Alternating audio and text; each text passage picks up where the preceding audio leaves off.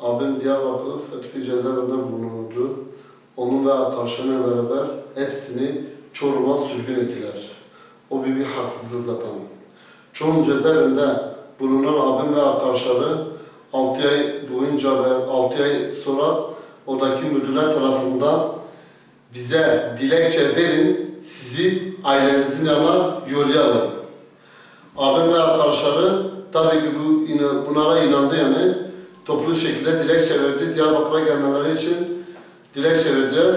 Kandırıldı, haksızlık edildi, zulüm edildi. Onları direkt Sivas'a verdiler. Biz Sivas'a gitmek istemiyoruz. Gitmeseniz zona gidersiniz. Çünkü sizin kendiniz kendi istediğinizden dilekçe verdiniz, kendi şehrinizden dilekçe verdiniz ve onlarla hepsi toplu şekilde Sivas'a verdiler. Ayrı bir haksızlık, ayrı bir zulüm yapıldı onlara. Biz bu zulümü, bu haksızlığı kabul etmiyoruz. Zaten aile zor durumda, zaten aile baskı altında, zaten aile gidemiyor oralara. Ve gittiği zaman bu